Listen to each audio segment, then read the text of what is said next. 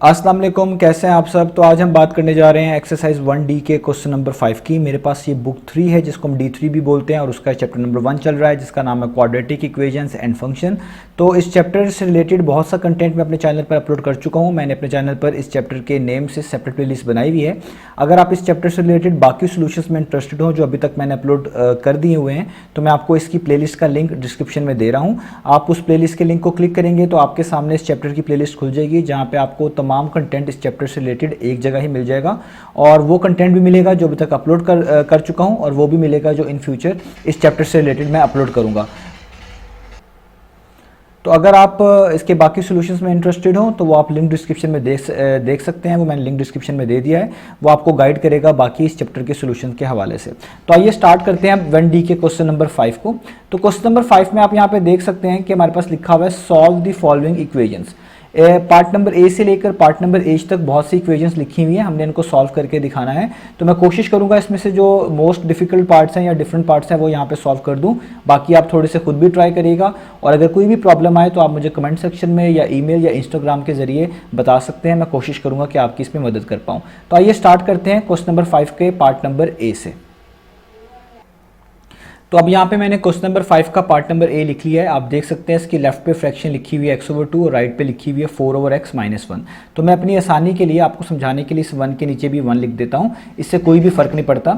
अब हमने यहाँ पे क्या करना है, हमने पहले 4/x - 1/1 का जहाँ पे ये दो फ्रैक्शंस लिखी हुई है इनका एलसीएम लेना है और जो इनका एलसीएम आएगा उसको इक्वेशन की दोनों साइड्स पर मल्टीप्लाई करवा देना है और इसकी मदद से हम इस इक्वेशन को आसानी से सॉल्व कर लेंगे। तो आप लोगों ने ये बात याद रखनी है कि जब भी कोई वेरिएबल आ रहा हो और साथ में 1 लिखा हो तो इन दोनों चीज़ का हमेशा जो एलसीएम होता है वो 1 के अलावा होता है, यानी 1 के अलावा यहाँ पे लिखा हुआ है x तो इसका एलसीएम क्या होगा x और 1, यानी कोई भी चीज़ आए अगर 1 के साथ तो एलसीएम वो दूसरी चीज़ ही होती है। तो यहाँ पे x और 1 का जब आप एलसीएम निकालेंगे तो 1 को छोड़ें तो बाकी जो दूसरी चीज़ यहाँ पे अवेलेबल है डिनोमिनेटर में वो x है। तो x और 1 का एलसीएम क्या होगा x। तो जो एलसीएम आएगा आपने उसको इक्वेशन के दोनों साइड्स पे मल्टीप्लाई करवा देना है, लेफ्ट पे भी और राइट पे भी। तो देखिए मैं करवाने लगा हूँ। हम पहले लेफ्ट साइड पे भी x को मल्टीप्लाई करवा देते हैं x/2 से इक्वल टू का साइन और यहाँ पे भी इन दोनों टर्म से आपने सेपरेटली एलसीएम को मल्टीप्लाई करवा देना है। तो इधर भी मैं मल्टीप्लाई करवा देता हूँ x को 4/x से और -1 को भी 1/1 को भी मल्टीप्लाई करवा देता हूँ x से। तो देखिए मैंने एलसीएम से दोनों साइड्स पे मल्टीप्लाई करवा दिया। अब आपने इनको सॉल्व करना है। आपको पता है जब x टाइम्स करेंगे तो ये हो जाएगा x² और नीचे इसके 2 वैसे का वैसे ही आपको लिखना पड़ेगा। इसी तरीके से यहाँ पे ये वाला x और ये वाला x कैंसिल आउट हो जाएगा, सिर्फ 4 बचेगा आपके पास। यहाँ पे आएगा माइनस और ऊपर वाला जो 1 है 1x टाइम्स क्या हो जाएगा x।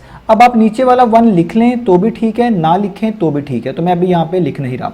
अब ये पूरी की पूरी चीज़ एक सिंगल आप कह लें पीस है, ये 4 - x। अब यहाँ पे आप देखें कि x² जो कि लेफ्ट साइड पे लिखा हुआ है इसमें ये 2 डिवाइड हो रहा है। अगर मैं इस 2 को राइट साइड पे ले आऊँ तो ये इन दोनों टर्म्स से मल्टीप्लाई होगा। तो यही मैं करने जा रहा हूँ। मैं यहाँ पे लिखूंगा x² = 2 यहाँ के इन 4 - x से क्या हो गया, मल्टीप्लाई हो गया। इस स्टेप को आप इस तरह भी समझ सकते थे, इस तरह भी कर सकते थे कि आप 2 को दोनों तरफ मल्टीप्लाई करवा देते, लेफ्ट साइड वाला 2 कैंसिल हो जाता और राइट वाला 2 इस तरीके से आ जाता। अब हम इसको फर्दर सॉल्व करेंगे। x² वैसे का वैसे ही रहेगा। 2 4 टाइम्स कितने होते हैं, वो होते हैं 8 और 2 - x टाइम्स कितना होगा, वो हो जाएगा 2x। अब हमने यहाँ तक बनाने के बाद इस इक्वेशन में हर चीज़ को एक तरफ मूव कर देना है क्योंकि x² लेफ्ट साइड पे आ रहा है तो कोशिश करते हैं सारी चीज़ों को लेफ्ट साइड पे ही मूव कर लेते हैं। तो x² तो लेफ्ट साइड पे पहले से लिखा हुआ है उसको वैसे ही लिखेंगे। ये -2x इक्वेशन के लेफ्ट साइड पे आएगा तो ये यहाँ के हो जाएगा +2x और जो ये +8 है ये भी इक्वेशन के लेफ्ट साइड पे आपके पास आएगा।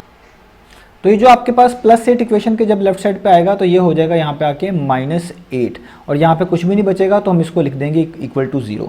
अब आप देखें ये standard form of quadratic equation इसको बोलते हैं। ये स्टैंडर्ड फॉर्म की बन चुकी है ये क्वाड्रेटिक इक्वेशन। अब हमने इसको सॉल्व कर लेना है। अब हमारे पास बहुत से मेथड अवेलेबल है इन क्वाड्रेटिक इक्वेशन को सॉल्व करने के। एक मिड टर्म ब्रेक भी है, इसके अलावा कंप्लीटिंग स्क्वायर से भी कर लेते हैं, इसके अलावा फैक्टराइजेशन से भी कर लेते हैं। अब ये आपकी चॉइस है कि आप इसको किस मेथड से सॉल्व करते हैं। फॉर एग्जाम्पल मैं यहाँ पे क्वाड्रेटिक फॉर्मूला यूज करता हूं तो क्वाड्रेटिक फॉर्मूला क्या होता है, वो होता है x = -b ± square root of b² - 4ac/2a। ये आपको याद रखना पड़ेगा, इसको हम क्वाड्रेटिक फार्मूला बोलते हैं। अब आपने देखना है कि a क्या है, b क्या है और c क्या है। a कहते हैं एक्स स्क्वायर के जो साथ लिखा होता है, यानी एक्स स्क्वायर का कोफिशिएंट। इधर एक्स स्क्वायर के साथ कुछ नहीं लिखा हुआ तो इसको हम कहेंगे 1, यानी a कितना है आपके पास 1, इसको हम 1 मान लेंगे। b होता है जो x के साथ लिखा हो, यानी x का कोफिशिएंट, तो b यहाँ पे हो जाएगा 2। और c होता है लास्ट वाला नंबर, तो लास्ट वाला जो कांस्टेंट आ रहा होता है उसको हम c बोलते हैं। तो ये -8 है, तो आप यहाँ पे c लिख लेंगे कितना, -8। अब आपने ये वाली वैल्यू सारी की सारी इस क्वाड्रेटिक फार्मूले में पुट करवा देनी है, तो माइनस वैसे ही रहेगा, b की वैल्यू 2 हो गई, प्लस माइनस का आपको साइन डालना पड़ेगा, यहाँ पे आपको ये स्क्वायर रूट डालना पड़ेगा, b स्क्वायर है तो b की वैल्यू लिख के उस पर स्क्वायर डालना पड़ेगा, -4, a वैसे ही आएगा, a की वैल्यू यानी 1 है तो 1 लिखेंगे, c की वैल्यू -8 है तो यहाँ पे -8 लिखेंगे, और नीचे आ रहा है 2a, तो 2 वैसे लिखेंगे और a की जगह पे उसकी वैल्यू यानी 1 आ जाएगी। ये हमने सारी की सारी वैल्यूज इस क्वाड्रेटिक फार्मूले में पुट कर दी हैं। अब हमें इसको सॉल्व करना है x की वैल्यूज़ के लिए, तो ये हो जाएगा -2 प्लस माइनस स्क्वायर रूट 2 का स्क्वायर कितना होता है, वो होता है 4, ये वाला माइनस और जो 8 वाले के साथ माइनस है, ये माइनस माइनस हो जाएगा प्लस, और 4 1 टाइम्स होता है 4, और 4 को फर्दर 8 से मल्टीप्लाई करेंगे तो 4 8 टाइम्स कितना हो जाएगा, वो हो जाएगा 32, तो यहाँ पे आ जाएगा 32, और नीचे आ जाएगा 2 1 टाइम्स 2। अब यहाँ पे फर्दर सॉल्व करते हैं, यहाँ पे आएगा -2 प्लस माइनस 32 में 4 ऐड कर दें तो आपके पास आ जाएगा 36, और नीचे आपके पास आ जाएगा 2। अब ये बहुत आसानी से सॉल्व हो जाएगा क्योंकि इधर स्क्वायर रूट के नीचे नंबर आ रहा है 36, और 36 होता है परफेक्ट स्क्वायर, यानी 36 को लिखा जा सकता है 6 का स्क्वायर, 6 का स्क्वायर 36 होता है।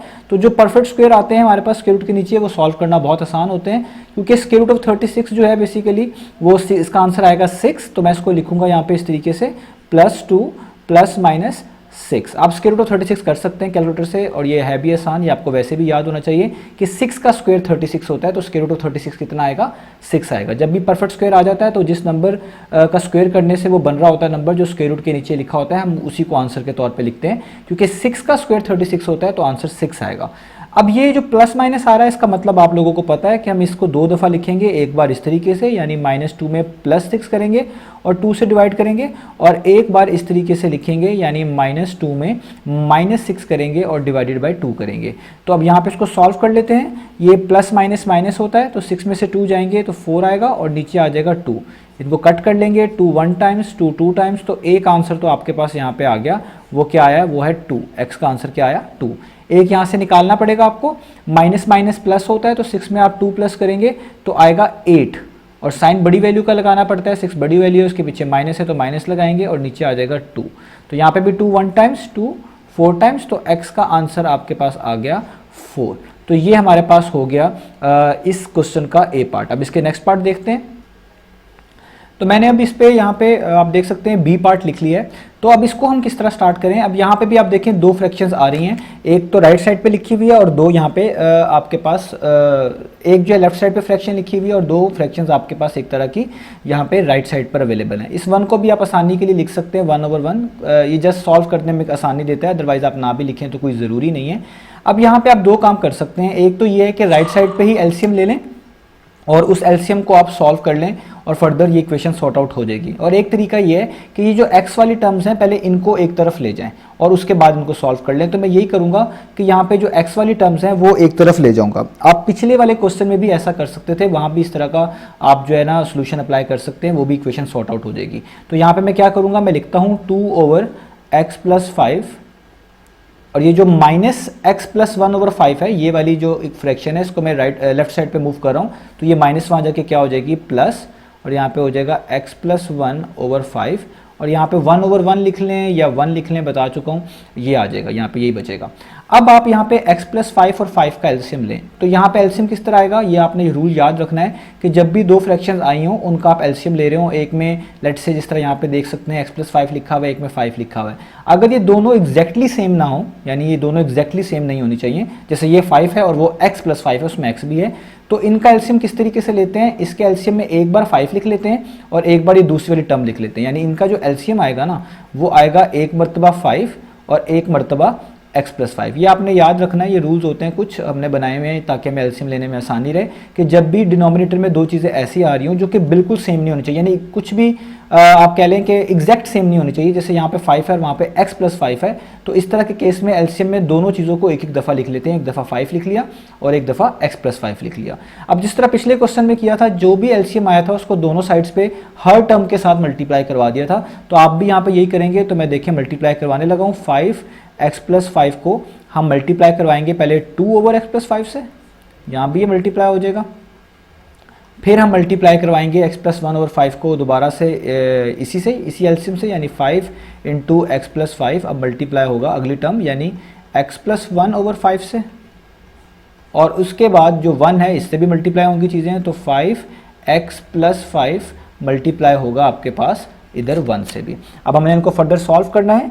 आप इसके जो है सॉल्यूशन को बहुत तरीके से कर सकते हैं। अगर आप राइट साइड पे एलसीएम लेते और तब बाकी प्रोसेस करते तब भी ये हो जाता है, ये आप पे डिपेंड करता है। अब यहाँ पे आप देखें ये x प्लस 5 इससे कैंसिल हो जाएगा और 5 और 2 बचे हैं, ये मल्टीप्लाई हो रहे हैं। 5 2 टाइम्स कितने होते हैं, वो होते हैं 10, तो आप 10 लिखेंगे। आगे आप प्लस का साइन आएगा, इधर 5 और 5 कैंसिल हो जाएगा, तो x प्लस 5 को x प्लस 1 से मल्टीप्लाई करना पड़ेगा। तो उसके लिए आपको इन दोनों को ब्रैकेट्स में लिखना पड़ेगा, यानी इस तरीके से x plus 5 multiply by x plus 1। और राइट साइड पे 5x प्लस 5 जो है पूरा का पूरा 1 से मल्टीप्लाई हो रहा है, और कोई भी चीज़ जब 1 से मल्टीप्लाई होती है उसमें कोई फर्क नहीं आता, तो आप यहाँ पे डायरेक्ट लिख सकते हैं 5 इंटू एक्स प्लस 5। अब इसको फर्दर सॉल्व करते हैं, यहाँ पे 10 आएगा। अब आपको दो चीज़ों को मल्टीप्लाई करना आना चाहिए। मैं यहाँ पे कर रहा हूँ डायरेक्ट मल्टीप्लाई, यानी जो पहली वाली टर्म है यानी x है, ये पहले x से भी मल्टीप्लाई होगी और प्लस 1 से भी होगी। तो हम लिखेंगे x times x square, x 1 times यहाँ पे आ जाएगा x। ये मैंने x को इन दोनों से मल्टीप्लाई करवा दिया। अब प्लस 5 की बारी है, प्लस 5 को भी दोनों से करवाना है। प्लस 5 मल्टीप्लाई बाय x यानी प्लस 5x, और प्लस 5 को प्लस 1 से मल्टीप्लाई करूंगा तो प्लस प्लस प्लस ही आता है, और 5 1 टाइम्स क्या हो जाएगा 5। मैंने यहाँ पे ब्रैकेट्स यूज़ नहीं करी क्योंकि पीछे प्लस का ही साइन है। अगर पीछे माइनस का साइन होता है यहाँ पे ब्रैकेट लाजमी यूज़ करते हैं, क्योंकि उसकी वजह से अंदर साइन में तब्दीली आनी थी। तो ये चीज़ों का आपने ख्याल रखना है। मैंने यहाँ पे ब्रैकेट इसलिए भी यूज़ नहीं करी क्योंकि मुझे पता था बाहर प्लस है, साइन चेंज नहीं होने, तो मैंने यहाँ पे मुझे कोई प्रॉब्लम नहीं आनी थी, इसलिए मैंने ब्रैकेट्स यूज़ नहीं करी। अदरवाइज अगर माइनस होते तो आप लाजमी यहाँ पे ब्रैकेट्स यूज़ करिएगा, अगले स्टेप में साइन चेंज करिएगा और फिर क्वेश्चन को आगे प्रोसीड करिएगा। अब इक्वल टू का साइन यहाँ पे 5x प्लस 5 से मल्टीप्लाई हो रहा है, तो 5 को पहले x से मल्टीप्लाई करेंगे तो ये हो जाएगा 5x, और 5 को 5 से भी करेंगे तो 5 5 टाइम्स होता है 25। अब सारी टर्म्स को एक तरफ ले आते हैं। लेफ्ट साइड पे बहुत सारी टर्म्स है, एक्स स्क्वेयर भी वहीं पे है, तो सारी टर्म्स को राइट से भी उठाकर लेफ्ट पे ले आते हैं। अब मैं ज़रा इनको ऑर्डर में लिख रहा हूँ। पहले हमेशा स्क्वेयर वाली टर्म लिखते हैं, तो यहाँ पे मैं लिख रहा हूँ एक्स स्क्वेयर। इनको मैं सॉल्व करके लिख लेता हूँ। ये है x plus 5x, x plus x का मतलब होता है 1x, यानी 1x प्लस 5x, तो 1 प्लस 5 कितना होता है, वो होता है 6, x साथ वैसे ही आएगा। 10 और 5 को भी मैं सॉल्व करके लिख रहा हूँ। 10 प्लस 5 कितने होते हैं, वो होते हैं 15, तो यहाँ पे 15 लिखूंगा। अब बाकी सारी चीज़ों को इधर ले आता हूँ। ये प्लस 5x है, तो ये जब इक्वेशन के लेफ्ट साइड पे आएगा ये हो जाएगा माइनस 5x। ये प्लस 25 है, ये भी लेफ्ट साइड पे आएगा तो ये हो जाएगा माइनस 25, और यहाँ पे कुछ भी नहीं बचेगा, यहाँ पे सिर्फ 0 बचेगा। इनको फर्दर सॉल्व करते हैं, ये हो जाएगा एक्स स्क्वेयर। ये प्लस 6x और माइनस 5x को आपको फिर सॉल्व करना पड़ेगा, प्लस माइनस माइनस, तो 6 में से 5 जाएंगे तो 1 आएंगे, और साइन बड़ी वैल्यू का 6 बड़ी है उसके पीछे प्लस है, तो आप कह लें 1x आ जाएगा। यहाँ पे प्लस 15 और माइनस 25 की बारी है। प्लस माइनस माइनस 25 में से आपने 15 को माइनस करना है, तो आपके पास क्या आ जाएगा, आपके पास आ जाएगा 10, और साइन बड़ी वैल्यू का 25 बड़ी वैल्यू है, उसके पीछे माइनस है, तो यहाँ पे आएगा माइनस, और यहाँ पे आ जाएगा 0। अब हमने इसको करना है फर्दर, तो फिर दोबारा मैं क्वाड्रेटिक फार्मूला यूज़ कर रहा हूँ। आप कुछ भी यूज़ कर सकते हैं, बहुत से मेथड इसके अवेलेबल हैं इनको सॉल्व करने के। तो क्वाड्रेटिक फार्मूला क्या होता है, वो होता है minus b plus minus square root of b square minus 4ac over 2 है। तो आपको पहले a, b और c यहाँ से तलाश करने हैं। तो a होता है एक्स स्क्वायर के जो साथ लिखा होता है, कुछ भी नहीं लिखा हुआ तो आप 1 कंसीडर करेंगे, तो a का तो आपके पास आ जाएगी वैल्यू 1। b होती है जो x के साथ लिखी हो, वो भी कुछ नहीं लिखा हुआ था, मैंने खुद से 1 यहाँ पे यूज़ कर लिया था पहले ही, तो b आपके पास आ गया 1, और c होता है एंड पे जो कॉन्स्टेंट लिखा होता है, यानी वो है -10। अब ये वैल्यूज़ यहाँ पे पुट कर देते हैं, तो ये आपके पास हो जाएगा b की वैल्यू 1, यही वैल्यूज़ आपको अंदर भी पुट करनी है b की, तो b की वैल्यू 1 का स्क्वायर हो जाएगा -4, a की वैल्यू फिर से 1, c की वैल्यू -10, और नीचे आपके पास आएगा 2a, और a की वैल्यू आपके पास आएगी 1। इसको सॉल्व करते हैं फर्दर, ये हो जाएगा -1 plus minus square root of 1 का स्क्वायर 1 ही होता है, 1 मल्टीप्लाई बाय 1 1 ही होता है। ये वाला माइनस और 10 के साथ जो माइनस लिखा हुआ है, क्योंकि मल्टीप्लाई हो रहे हैं, माइनस माइनस प्लस हो जाएगा। 4 1 टाइम्स 4 होता है, और 4 10 टाइम्स करेंगे तो वो होता है 40, और नीचे 2 1 टाइम्स करेंगे तो वो हो जाएगा 2। इसको फर्दर सॉल्व कर लेते हैं हम, तो हमारे पास आ जाएगा x is equal to -1 plus minus square root of 40 + 1 कितने होते हैं, वो होते हैं 41, और नीचे आपके पास आ जाएगा 2। अब देखें यहाँ पे जो ये नंबर आ रहा है 41, ये परफेक्ट स्क्वायर नहीं है, तो ऐसे केस में आपको कैलकुलेटर की मदद लेनी पड़ेगी और आपको कैलकुलेटर की मदद से इसके दोनों आंसर्स निकालने पड़ेंगे। तो वो मैं आपको यहाँ पे निकाल कर दिखाऊंगा। ये सामने आपको कैलकुलेटर नज़र आ रहा है। मैं इसमें पहले फ्रैक्शन का बटन दबाऊंगा, लिखूंगा -1, पहले प्लस की बारी है तो पहले प्लस लिख लेता हूँ, आप माइनस वाला भी पहले कर सकते हैं, स्क्वायर रूट 41, और आगे रिप्ले का बटन दबाऊंगा 2 बार तो नीचे आ जाएगा और नीचे लिख दूंगा 2, इक्वल टू का बटन प्रेस करूंगा, ऐसे लिखा हुआ आएगा, आपको बताया हुआ है, आप ये SD वाला बटन दबाएंगे तो ये पॉइंट्स में आ जाएगा। तो पहला आंसर आ गया 2.701, मैं यहाँ तक लिख रहा हूँ उसको, तो पहला आंसर आया 2.701। तो आपको इस बुक में जितने भी आंसर हैं वो 3 सिग्निफिकेंट फिगर्स तक मिलेंगे एक्यूरेट, तो हमने भी इसको 3 सिग्निफिकेंट फिगर्स में कन्वर्ट करना है।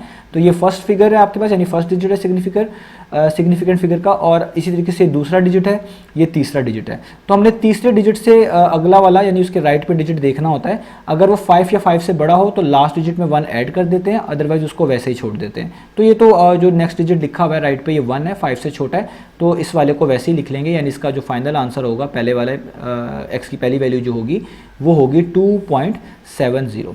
अब इसकी दूसरी वैल्यू भी निकालनी है, फिर दोबारा कैलकुलेटर की तरफ जाना पड़ेगा, और अब जस्ट प्लस की जगह पे आपने माइनस लिख देना है।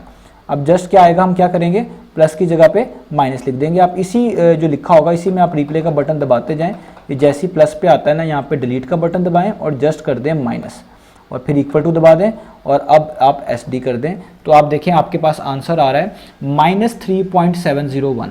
तो अब हम इसको लिख लेते हैं, -3.701, यहाँ पे आंसर आया -3.701। इसको भी 3 सिग्निफिकेंट फिगर तक करना है, यानी ये फर्स्ट डिजिट, सेकंड, ये थर्ड, और नेक्स्ट डिजिट 5 से छोटा है तो लास्ट वाले में कोई चेंजेस नहीं आएंगी, बता चुका हूँ। तो ये आ जाएगा -3.70। तो ये आपके पास आ गया इसका दूसरा आंसर। तो ये हमारे पास हो गया इसका A पार्ट भी, इसका B पार्ट भी। अब हम करते हैं इसका नेक्स्ट पार्ट जो कि है इसका C पार्ट। तो उसको मैं यहाँ पे लिख लेता हूँ। तो अब मैंने इसका C पार्ट लिख लिया है। यहाँ पे पहले से ये 2 फ्रैक्शंस एक जगह पे लिखी हुई हैं, तो हम इसको यहीं से स्टार्ट कर देते हैं। तो आपको फिर दोबारा LCM निकालना है। तो आपको अभी मैंने बताया था लास्ट पार्ट में कि आपने इन दोनों के डिनोमिनेटर्स देखने हैं। अगर इनके डिनोमिनेटर्स बिल्कुल डिफरेंट हो, एक जैसे ना हो, एग्जैक्टली सेम ना हो, तो एक दफ़ा दोनों चीज़ों को लिख लेते हैं, वही इसका LCM होता है। तो इन दोनों को एक दफ़ा लिख लेंगे जो इनके डिनोमिनेटर्स हैं, एक बार 5 लिख लेंगे और एक बार 2x - 3 लिख लेंगे। इन दोनों को इस तरीके से लिख लेने से यही इनका LCM कहलाता है। तो जो LCM आता है आपको अभी भी बताया, आप उनको दोनों तरफ इक्वेशन के मल्टीप्लाई करवाएंगे। तो पहले मैं इसके लेफ्ट साइड पे मल्टीप्लाई करवा देता हूँ सबके साथ, यानी 5 × 2x - 3 को आपको मल्टीप्लाई करवा देना है x - 2/5 से, ये फर्स्ट टर्म से हो गया, प्लस अब इसी चीज़ को सेकेंड टर्म से भी मल्टीप्लाई करवा देना है। तो आप लिखेंगे 5 × 2x - 3 मल्टीप्लाई बाय 1/2x - 3, और यही चीज़ आपने इधर 1 से भी मल्टीप्लाई करवा देनी है, 5 × 2x - 3 मल्टीप्लाई बाय 1। अब हम इसको फर्दर सॉल्व करेंगे। तो जो जो चीज़ें कट होती होंगी वो कट हो जाएंगी, जो मल्टीप्लाई होती होंगी उनको मल्टीप्लाई कर देंगे, और इस तरीके से हमारा क्वेश्चन सॉल्व हो जाएगा। तो ये 5 से कट गया। इधर 2x - 3 को आपको x - 2 से मल्टीप्लाई करवाना होगा। तो अभी मैं जैसे इनको लिख लेता हूँ, 2x - 3 multiply by x - 2, plus का साइन, इधर यही कैंसिल हो गया 2x - 3, तो सिर्फ 5 और 1 बचा। 5 1 × 5 ही होता है, तो 5 ही लिखूंगा। और इधर ये सारी चीज़ 1 से मल्टीप्लाई हो रही है, तो आपको पता है कोई भी चीज़ 1 से मल्टीप्लाई हो उसमें कोई फ़र्क नहीं आता। तो यहाँ पे 5/2x - 3 में कोई फ़र्क नहीं आएगा, इसको वैसे ही नोट डाउन कर लेंगे। अब यहाँ पे मल्टीप्लाई करवाना है, आपको मल्टीप्लाई करने का तरीका आता है, पहले 2x को x से भी करवाएंगे और फिर इसी 2x को -2 से भी करवाएंगे, इसी तरीके से फिर 3 के साथ भी करेंगे। तो 2x को x से मल्टीप्लाई करूँगा तो ये हो जाएगा 2x², 2x को -2 से मल्टीप्लाई करूंगा तो प्लस माइनस माइनस ही होता है, 2 2 × 4 होगा और साथ x लिखना पड़ेगा। अब -3 की बारी, -3 को x से करवाऊंगा तो आएगा -3x, और -3 को -2 से करवाऊंगा तो माइनस माइनस प्लस होता है, और 3 2 टाइम्स आ जाएगा 6, प्लस 5 आगे वैसे ही लिख दें, इधर भी 5 को मल्टीप्लाई करवा दें, 5 2 टाइम्स 10x और 5 3 टाइम्स 15। अब यहाँ पे मैं लिख लेता हूँ 2x², ये दोनों सॉल्व हो सकती हैं, लाइक टर्म्स हैं, माइनस माइनस प्लस होता है, 4 + 3 7 होता है, तो यहाँ पे 7x आएगा, साइन बड़ी वैल्यू का, तो माइनस आ जाएगा 6 और 5, 6 में 5 ऐड कर दें, बहुत सिंपल है, ये आ जाएगा 11। और अब जो बाकी राइट साइड पे लिखा हुआ है उन सबको भी इधर ही मूव कर लेते हैं। ये प्लस 10x है, यहाँ के क्या हो जाएगा माइनस 10x, और वो जो माइनस 15 है यहाँ के क्या हो जाएगा, वो हो जाएगा प्लस 15, और यहाँ पे कुछ भी नहीं बचेगा राइट साइड पे, यानी ये हो जाएगा इक्वल टू 0। अब हमने क्या करना है, अब हमने इधर फर्दर जो सिंप्लीफिकेशन अभी भी हो सकती है वो कर लेते हैं। 2x² वैसे ही, ये माइनस 7x है, ये माइनस 10x है, माइनस माइनस प्लस होता है, 10 में 7 प्लस करें तो 17x आएगा, साइन बड़ी वैल्यू का, तो 10 बड़ी वैल्यू, इसके पीछे माइनस है तो यहाँ भी माइनस लगाना पड़ेगा। Plus 11 plus 15, plus plus plus होता है, 15 में आपने 11 ऐड करने हैं तो ये आपके पास हो जाएगा 26, और साइन बड़ी वैल्यू का आएगा, दोनों ही प्लस हैं तो प्लस ही लगाना पड़ेगा, और इक्वल टू 0। अब ये standard form of quadratic equation बन चुकी है, दोबारा से क्वाड्रेटिक फॉर्मूला यूज़ करना पड़ेगा। x² के साथ जो लिखा हुआ है वो a है, यानी a2 है, x के साथ जो लिखा हुआ वो b है, यानी b माइनस 17 है, और जो एंड पे कांस्टेंट लिखा हुआ है प्लस 26 वो आपके पास c है, तो ये c आ गया 26। अब क्वाड्रेटिक फॉर्मूला यहाँ पे लिख लें, वो अब आपको याद हो चुका होगा, plus minus b plus minus b² minus 4ac, और नीचे आपके पास आएगा 2a। इसके अंदर ये सारी वैल्यूज़ हमने पुट करवानी है, तो मैं इसको थोड़ा सा नीचे कर लेता हूँ ताकि मेरे लिए लिखना आसान रहे। यहाँ पे वैल्यूज पुट करवाता हूँ। b की वैल्यू देखिए खुद से ही माइनस 17 है, और यहाँ पे भी एक माइनस है, तो माइनस माइनस प्लस 17 हो जाएगा, इसलिए मैं यहाँ पे प्लस 17 ही लिख रहा हूँ डायरेक्ट। आगे ब्रैकेट्स, यहाँ पे आपको माइनस 17 का स्क्वायर ही लिखना पड़ेगा, ये भी पॉजिटिव ही हो जाएगा, माइनस 4, a की वैल्यू 2 और c की वैल्यू है आपके पास 26, और नीचे आपके पास आ जाएगा 2 टाइम्स ऑफ a, यानी a की वैल्यू 2 है वो पुट कर दें। x आएगा यहाँ पे 17 आएगा प्लस माइनस। अब आपको ये वाली सारी वैल्यू जो स्क्वायर रूट के नीचे है मैं एक दफ़ा ही कैलकुलेटर में लिख के दिखा देता हूँ ताकि वो प्रॉब्लम ना आए। तो मैं आपको लिख के दिखा देता हूँ, आप लिख सकते हैं इसको इस तरीके से, स्क्वायर रूट ऑफ माइनस, सिर्फ स्क्वायर रूट के नीचे वाली वैल्यू की बात कर रहा हूँ, बाकी अभी नहीं लिख रहा मैं, ब्रैकेट्स इस पर डालेंगे स्क्वायर माइनस 4, और यहाँ पे आ जाएगा 2, और ब्रैकेट के बाद आ जाएगा 26 और ब्रैकेट कर दें आप क्लोज, इक्वल टू का बटन प्रेस करें तो देखें ये 9 आ रहा है, यानी सारी वैल्यू पुट करने के बाद आपके पास आ रहा है 9।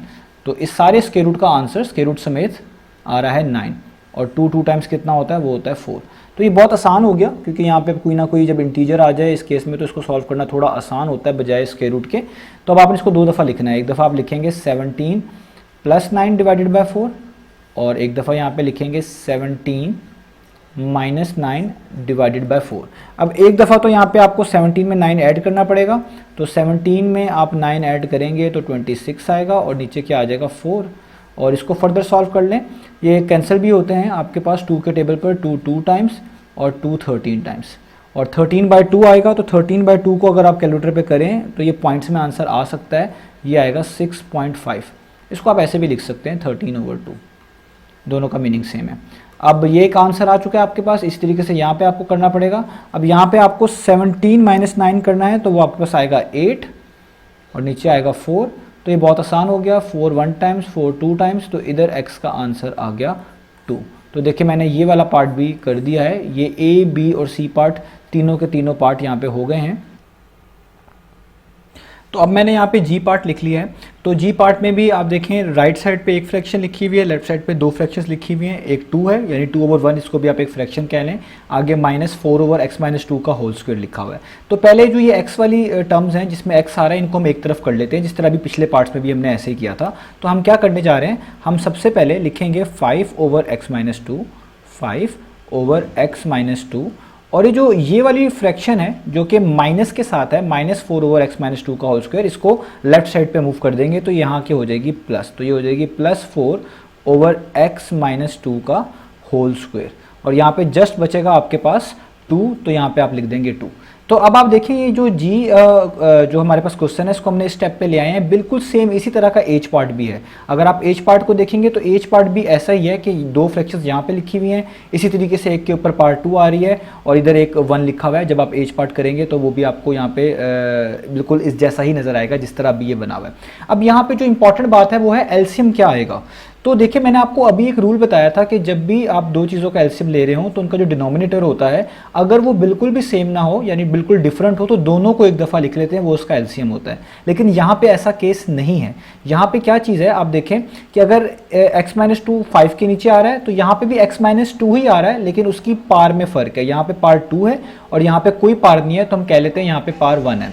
तो ऐसे केस में क्या करना है, तो ऐसे केस में आपने आप याद रखना है कि जब भी डिनोमिनेटर्स में ऐसी टर्म्स आएँ जिन जो हों सेम लेकिन उनकी पार्ट्स में फ़र्क हो, तो जो बड़ी पावर होती है उसको हम एलसीएम के तौर पे लिख लेते हैं। तो यानी यहाँ पे जो एलसीएम होगा आपके पास वो होगा x माइनस 2 का होल स्क्वायर। ये मैं एक बार दोबारा बता दूं कि जब भी आपने दो चीज़ों का एलसीएम लेना है और उनके डिनोमिनेटर्स में ऐसी टर्म्स आ रही हों जो वैसे सेम हो, जैसे यहाँ पे भी x माइनस टू है 5 के नीचे, 4 के नीचे भी x माइनस टू है, लेकिन पार्स का फर्क आए, तो ऐसे केस के अंदर जो बड़ी पार होती है उसी को जस्ट लिख लेना है, वही उसका एलसीएम होता है।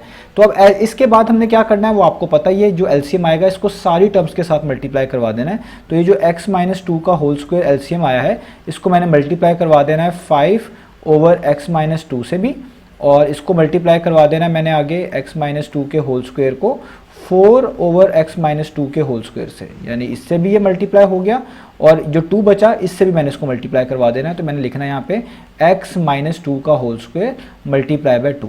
तो आपने देखें जो मेरे पास एलसीएम आया था वो मैंने दोनों साइड्स पे मल्टीप्लाई करवा दिया है। अब जस्ट इसको हमने सॉल्व कर लेना है। तो सॉल्व करना बहुत आसान है। अब यहाँ पे आप देखें, यहाँ पे x माइनस टू की पावर 1 है, यहाँ पे 2 है, यानी ये 2 है और ये नीचे वाले डिनोमिनेटर में 1 है, तो ये एक इस एक से कैंसिल हो जाएगा, तो यहाँ पे एक x माइनस टू बच जाएगा और एक 5 बच जाएगा, जिसको मैं ऐसे लिखूंगा 5 इंटू x माइनस टू, क्योंकि ये मल्टीप्लाई हो रहे होंगे। तो ये ऊपर 2 थे और नीचे 1 थे, तो एक से कैंसिल आउट हो गया और ऊपर एक x माइनस टू की पावर 1 वाला बचा, वही मैंने यहाँ पर लिख लिया है और 5 साथ वैसे ही आ गया। प्लस यहाँ पे ये दोनों ही सेम है, तो सेम चीज़ तो एग्जैक्टली कैंसिल आउट हो जाती है, तो ये तो कैंसिल आउट हो गई, सिर्फ 4 बचेगा, तो आपको यहाँ पे 4 लिखना पड़ेगा। यहाँ पे 2 को इससे मल्टीप्लाई करना है, तो अभी जस्ट इसको मैं इस तरीके से लिख लेता हूँ, क्योंकि यहाँ पे होल पार भी आ रही है, हमें होल पार को सॉल्व करना पड़ेगा। तो x माइनस टू का होल स्क्वायर वैसे का वैसे ही लिख लेता हूँ। अब यहाँ पे सॉल्व करवाना शुरू करता हूँ। पहले 5 को पहले x से भी मल्टीप्लाई करवाना है 2 से भी, ब्रैकेट्स ओपन करके, तो 5x टाइम्स हो जाएगा 5x, 5 2 टाइम्स हो जाएगा 10 और प्लस 4 का साइन वैसे का वैसे ही आ जाएगा, इज इक्वल टू 2। अब आपको यहाँ पे पता है ये x माइनस टू का होल स्क्वायर, इसको किस तरह एक्सपेंड करते हैं, आपने ये आइडेंटिटी पढ़ी होगी, इसको फॉर्मूला भी बोलते हैं कि a माइनस बी का होल स्क्वायर किसके इक्वल होता है, वो होता है a square minus 2ab plus b square. तो इस आइडेंटिटी की मदद से हमने यहाँ पे x माइनस टू का होल स्क्वायर सॉल्व करना है, तो हम यहाँ पे लगाएंगे ब्रैकेट्स। अब a क्या होता है, a होता है x पहले वाला, b होता है यहाँ पे दूसरे वाला यानी 2, तो a स्क्वायर का मतलब है x स्क्वायर, माइनस 2ab का क्या मतलब है, माइनस 2a का मतलब होता है जो यहाँ पे लिखी होती है फर्स्ट टर्म ये यानी x, और b का मतलब बताओ ये दूसरी टर्म लिखी होती है यानी 2। तो ये हो गया x स्क्वायर माइनस 2ab यानी 2x2, और आगे आएगा प्लस बी स्क्वायर यानी 2 का स्क्वायर, क्योंकि b हम कह रहे हैं 2 को, तो b स्क्वायर जब करेंगे तो 2 का स्क्वायर लिखेंगे यहाँ पे इस तरीके से।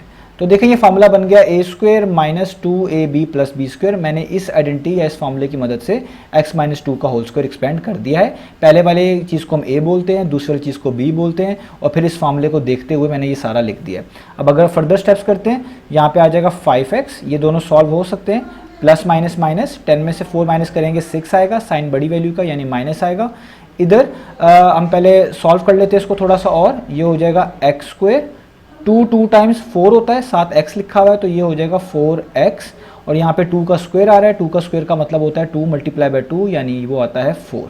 अब इसको फर्दर सॉल्व करना है, ये 2 को अंदर हमने मल्टीप्लाई भी करना है, तो इसको कर देते हैं। तो ये हमारे पास आएगा 5x minus 6 is equal to 2 को x स्क्वायर से मल्टीप्लाई करेंगे तो ये आ जाएगा 2x स्क्वायर, 2 को माइनस 4x से करेंगे तो 2 4 टाइम्स 8 होगा, तो 8x आ जाएगा, और 2 4 टाइम्स यहाँ पे भी करना पड़ेगा, तो ये आ जाएगा 8। तो सारी x स्क्वायर वाली भी और x वाली टर्म्स यहाँ पे आपको राइट में नज़र आ रही हैं। तो ये जो लेफ्ट वाली टर्म्स हैं इनको भी हम उठाकर राइट पे ले आते हैं अगले स्टेप में। तो हम पहले इनको लिखेंगे, यानी 2x square minus 8x plus 8, और ये जो 5x माइनस 6 है इसको भी यहाँ पे ले आते हैं राइट साइड पे, तो ये प्लस 5x है, यहाँ के क्या हो जाएगा माइनस 5x, और ये जो माइनस 6 है ये यहाँ पे आके क्या हो जाएगा प्लस 6, और ये वाली साइड पे कुछ भी नहीं बचेगा यानी 0, क्योंकि सारी चीज़ें यहाँ पे आ चुकी होंगी। अब इन चीज़ों को फर्दर लिख लेते हैं। अब आप ये 0 राइट साइड पे लिख लें या लेफ्ट पे लिख लें, इससे कोई फर्क नहीं पड़ता, ये जस्ट इक्वेशन है। तो मैं पहले लिख लेता हूँ 2x स्क्वायर ये -8x और -5x सॉल्व हो सकते हैं, माइनस माइनस क्या होते हैं प्लस, तो 8 + 5 कितने हो जाएंगे, ये हो जाएंगे 13x, और साइन बड़ी वैल्यू का 8 के पीछे माइनस है तो माइनस, +8 + 6 क्या हो गए, ये हो जाएंगे 14, तो 8 + 6 14 होते हैं, तो यहाँ पे लिख दूंगा 14 और इक्वल टू 0 मैंने अब यहाँ पे लिख लिया। अब ये इक्वेशन बन चुकी है और अब आपको पता है इसको सॉल्व करना जो है मुश्किल नहीं है। अब हमें क्वाड्रेटिक फॉर्मूला लगाना है। a यहाँ पे क्लियर है, x² के साथ वाला 2, b यहाँ पे क्लियर है, वो है x के साथ वाला यानी -13, और c है लास्ट वाला कांस्टेंट जो कि है 14। अब जस्ट क्वाड्रेटिक फॉर्मूला मैंने यहाँ पे लिखना है, तो क्वाड्रेटिक फॉर्मूला क्या होता है, x = -b ± √b² - 4ac, और नीचे आएगा आपके पास 2 टाइम्स ऑफ a यानी 2a।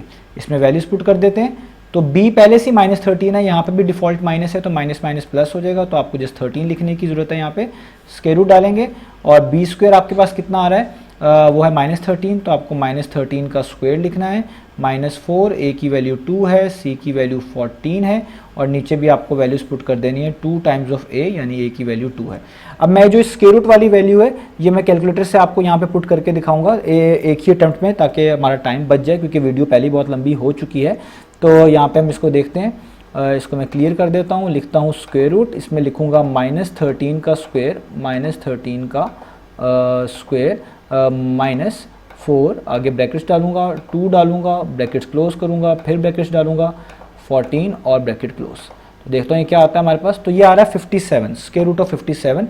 तो इसको मैं लिख लेता हूँ यहाँ पे, तो मैं इसको लिखूंगा x = 13 ± स्क्वायर रूट ऑफ 57, और नीचे 2 टाइम्स कितना होता है, वो होता है 4। अब हमने इसको सॉल्व करना है, क्योंकि स्क्वायर रूट के नीचे एक ऐसा नंबर आया है जो कि परफेक्ट स्क्वायर नहीं है, तो आपको कैलकुलेटर की मदद यहाँ पे लेनी पड़ेगी। तो हम यहाँ पे इसको लिख लेते हैं एक बार, हम एक बार लिखेंगे 13 प्लस स्क्वायर रूट ऑफ 57 और नीचे आएगा 4। एक बार इसका आंसर निकालना पड़ेगा, तो इसको SD बटन दबाएं, तो ये आता है 5.137। मैं यहाँ पे लिख लेता हूँ 5.137, क्योंकि 3 सिग्निफिकेंट फिगर तक आंसर देना है, तो ये फर्स्ट डिजिट, ये सेकंड, ये थर्ड के जो राइट वाला है वो 5 से बड़ा है, तो लास्ट में 1 ऐड करना पड़ेगा लास्ट डिजिट में, तो ये 13 है ना, तो ये 14 हो जाएगा, यानी 3 में 1 प्लस करेंगे तो ये हो जाएगा 4। तो एक आंसर तो हमने ये निकाल लिया। अब दूसरा आंसर भी निकाल लेते हैं यहाँ पे, वो भी कैलकुलेटर की मदद से है, जस्ट प्लस की जगह पे अब आपको माइनस कर देना है। मैं इसी में चेंज कर देता हूँ, रिप्ले दबाकर डिलीट करूँगा, माइनस का साइन, इक्वल टू दबाऊँगा और SD दबा दूंगा, तो ये आ रहा है 1.362।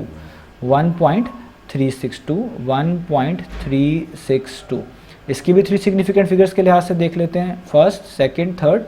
राइट वाला डिजिट 5 से छोटा है, तो लास्ट में कोई भी चेंज नहीं करना, यानी ये वैसे ही लिख दें, तो ये हो जाएगा 1.36। तो ये हमारे पास आ गया इसके पार्ट नंबर जी का भी आंसर। तो मैंने 4 पार्ट कर दिए हैं। जो नेक्स्ट पार्ट है एच पार्ट, वो बिल्कुल जी पार्ट जैसा ही है, उसमें आपको कोई चीज़ भी इधर उधर मूव करवाने की ज़रूरत नहीं है, वो पहले ही दोनों फ्रैक्शंस एक साइड पे लिखी हुई हैं। इसी तरीके से एलसीएम लेना है, उसमें भी x-1 का होल स्क्वायर ही एलसीएम आएगा, दोनों तरफ मल्टीप्लाई करवा देनी है चीज़ें, और आपके पास कोई ना कोई स्टैंडर्ड क्वाड्रेटिक इक्वेशन बनेगी, उस पर आप क्वाड्रेटिक फॉर्मूला लगाएंगे और कोई ना कोई आंसर निकाल लेंगे। तो मैं उम्मीद करता हूँ कि बाकी पार्ट्स आप खुद से ट्राई करेंगे और वो आपसे हो जाएंगे। नहीं होते तो आप मुझे कमेंट सेक्शन में बता सकते हैं, मैं आपकी इंशाल्लाह पूरी कोशिश करूँगा कि आपकी मैं मदद कर पाऊँ। बाकी जो मैक्सिमम पार्ट थे मैंने कर लिया है, वीडियो अभी ही मेरा ख्याल है 32 मिनट्स की बन चुकी है। तो और कोई भी इश्यूज़ हैं आप मेरे से कमेंट सेक्शन में पूछ सकते हैं। तो ये था एक्सरसाइज 1D का क्वेश्चन नंबर 5।